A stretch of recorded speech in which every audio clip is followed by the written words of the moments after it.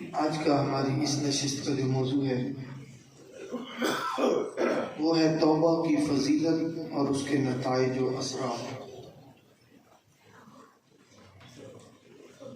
توبہ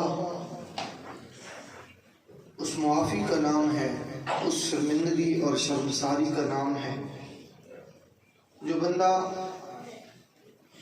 کسی کا جب گناہ گار ہو جائے تو اپنے گناہ کا اعتراف کرتے ہوئے اس گناہ سے درگزر کی اپیل یا گزارش کرتا ہے یا درخواست کرتا ہے، اس درخواست کو توبہ کہا جاتا ہے۔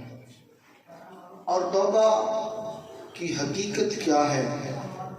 آئیے قرآن سے پوچھتے ہیں تو قرآن فرماتا ہے یا ایھا الذین آمنوا توبوا الی اللہ۔ قرآن سے پوچھئے کہ اے قرآن کریم، اگر جو ہم خدا کے فرائض یا خدا کی ذات کو ناراض کر بیٹھیں اور احکام شرعی جتنے ہیں ان میں اگر کچھ کمی بیشی کر بیٹھیں تو پھر خدا کو کیسے منائیں؟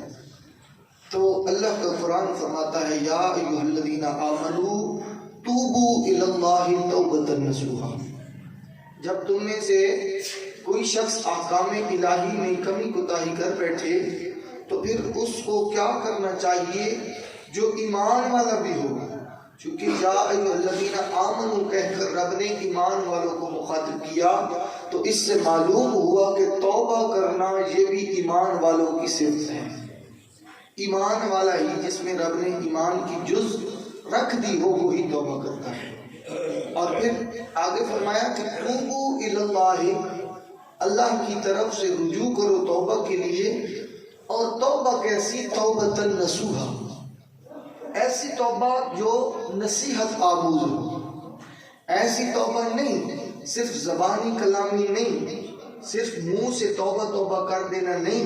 فتاوی رضوی شریف کی جلد نمبر 10 میں صفحہ نمبر 97 پر حضرت اعلیٰ حضرت نے جو توبہ کی تعریف کی، آپ نے بڑے آسان انداز میں توبۃ نصوحا کا احاطہ فرمایا۔ آپ فرماتے ہیں کہ اپنے کانوں اور ناک کو ہاتھ لگانے یہ سر ہلاتے ہوئے توبہ توبہ یا توبہ کی گردان کرنے کا نام توبہ نہیں ہے۔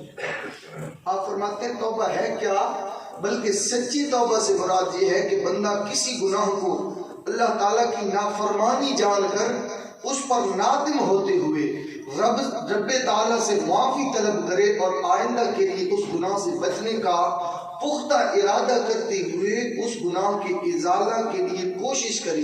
یعنی نماز اگر قضا تھی تو اب ادا بھی کرے، چوری کی تھی یا رشوت لی تھی تو بعد توبہ وہ مال اصل مالک یا اس کے ورثاء کو واپس کرے یا معاف کروا لے۔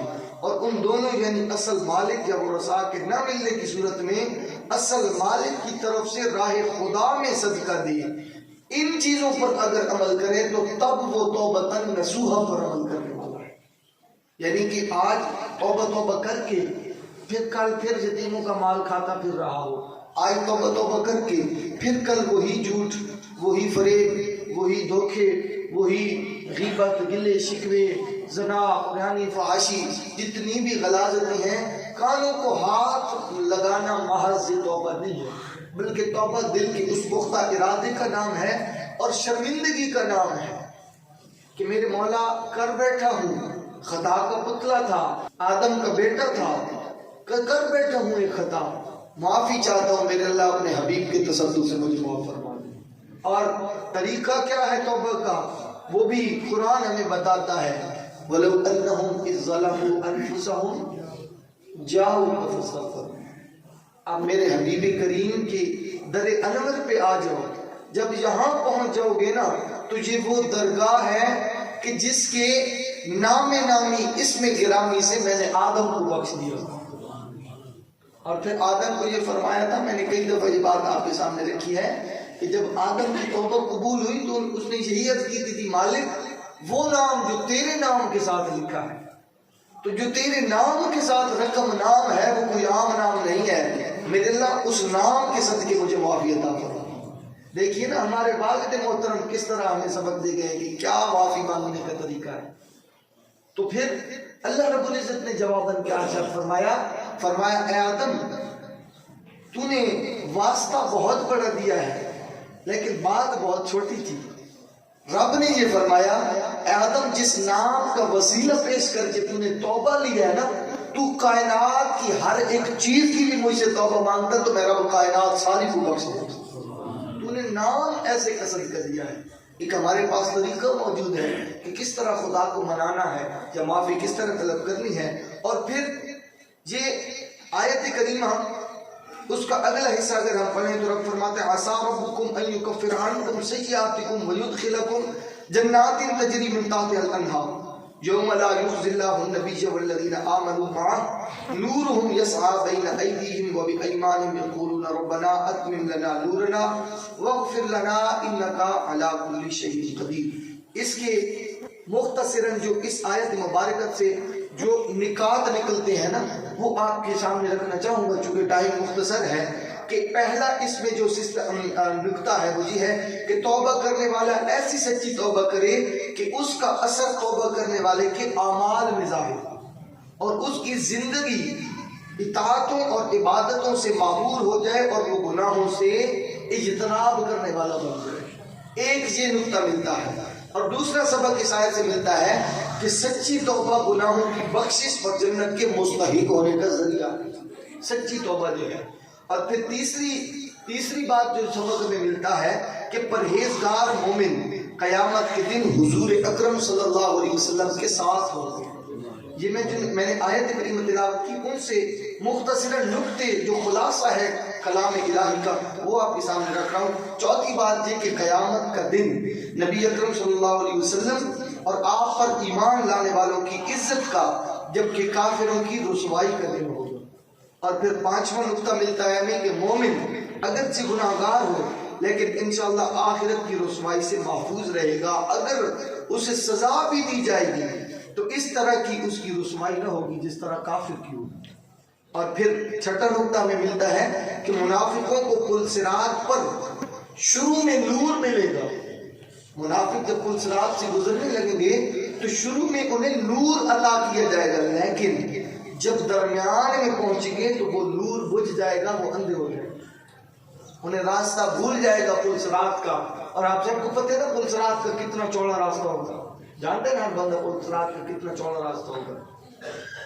اتنا اس کا چوڑا راستہ ہوگا جتنا ہمارا بال ہے, بال سے باریک کے لمبائے ہیں, وہ کتنا چوڑا راستہ ہوگا. اور اس راستے پہ چلتے ہوئے بندہ اندھا بھی ہو. اسی لیے کہتے ہیں اس کے محمد کی ایک شمع جلا لو دل میں, بعد مرنے کے قبر میں بھی اجالا ہو.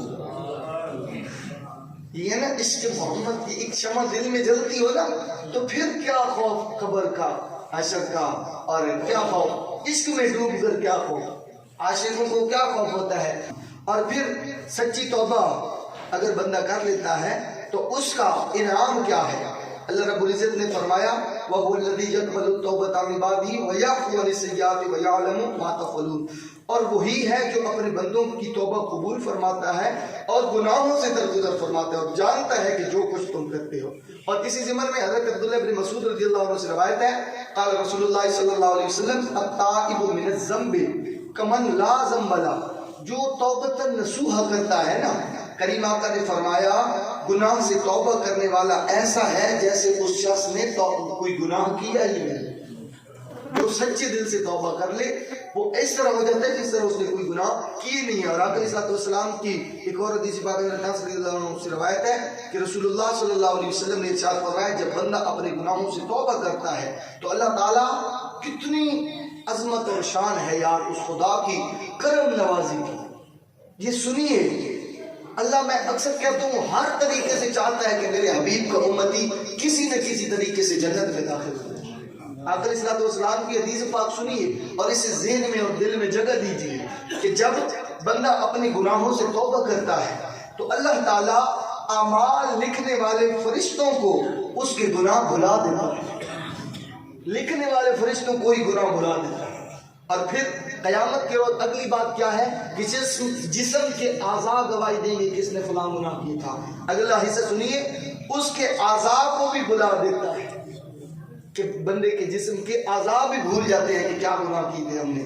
اور پھر اگلی بات، اور قیامت کے روز وہ جگہ بھی گواہی دے گی جہاں گناہ کیا تھا.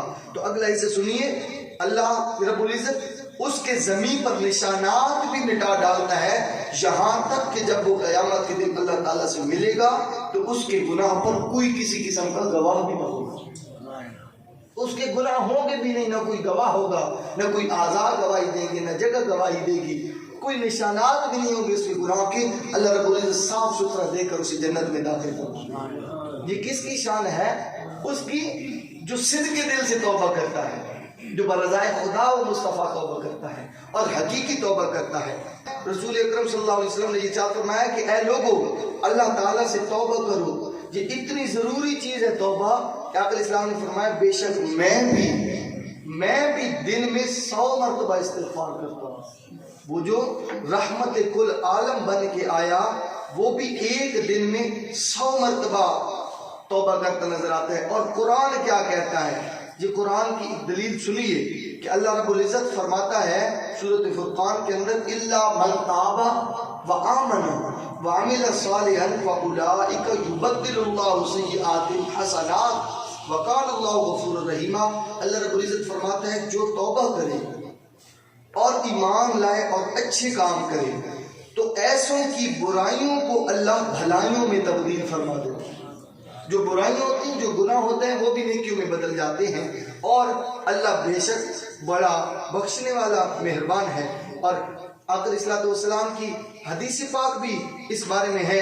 حضرت ابو موسیٰ اشعری رضی اللہ عنہ سے روایت ہے، رسول اللہ صلی اللہ علیہ وسلم نے ارشاد فرمایا اللہ تعالیٰ نے میری امت کے لیے مجھ پر 2 امن والی آیات اتاری ہیں. ایک وما کان اللہ لیعذبہم وانت فیہم، اور دوسری وما کان اللہ معذبہم وہم یستغفرون. جب میں اس دنیا سے پردہ کر لوں گا تو قیامت تک کے لیے استغفار چھوڑ جاؤں گا. جو استغفار کرتا رہے گا اللہ اسے بھی جنت میں جگہ عطا فرمائے گا. تو اللہ رب العزت ہمیں یہ سمجھنے کی توفیق عطا فرمائے ان اعمال کو اور ان باتوں کو. اور یہ یاد رکھیے گا کہ یہ استغفار صرف اور صرف توبہ کا نام نہیں ہے، بلکہ استغفار ہر کام میں عظمت اور برکت کے لیے ایک بہت ہی حکمت آموز نسخہ ہے. اس کے ضمن میں یہ عرض کرنا چاہوں گا، حضرت حسن رضی اللہ عنہ سے مروی ہے، ایک شخص آپ کے پاس آیا اور اس نے قلت بارش کی شکایت کی کہ بارش کم ہے، تو آپ نے اس سے فرمایا کہ استغفار کرو. دوسرا آیا پھر بندہ، تو اس نے تنگ دستی کی شکایت کی، کچھ نہیں ہے میرے پاس. حضرت حسن رضی اللہ عنہ نے اسے بھی یہ حکم دیا کہ استغفار کرو. تیسرا آیا، اس نے قلت نسل کی شکایت کی، اسے بھی آپ نے فرمایا استغفار کرو. اور پھر اس کے بعد جب یہ تینوں گزر گئے تو چوتھا آیا، اس نے زمین کی قلت پیداوار کی شکایت کی کہ میری زمین پہ پیداوار کم ہوتی ہے. حضرت نے اسے بھی یہ فرمایا کہ آپ استغفار کرو. ربیع بن سبی جو حاضر تھے ساتھ بیٹھے تھے نا، انہوں نے عرض کی کہ حضور چند لوگ آئے، قسم قسم کی حاجتیں انہوں نے پیش کی، لیکن آپ نے سبھی کو ایک ہی جواب دیا استغفار کرو. تو آپ نے جواباً یہ قرآن کا جملہ ارشاد فرمایا. آپ نے فرمایا فَقُلْتُ اسْتَغْفِرُوا رَبَّكُمْ إِنَّهُ كَانَ غَفَّارًا یرسل السماء علیکم مدرارا. آپ نے قرآن کے دلائل دے کر فرمایا کہ میں نہیں، رب یہ کہتا ہے جو بھی معاملہ ہو تم استغفار کرتے رہو، اللہ تمہارا ہر ایک عمل آسان فرما دے گا. یہ استغفار اتنی برکت اور عظمت والی چیز ہے. اللہ رب العزت کے حضور یہ التجا اور دعا ہے کہ مالک کریم ہم سب کو اس ماہ مقدس میں خصوصاً توبۃ نصوحا یعنی نصیحت والی توبہ کرنے کی توفیق عطا فرمائے اور ہم سب کو گناہوں سے بچنے کی توفیق عطا فرمائے.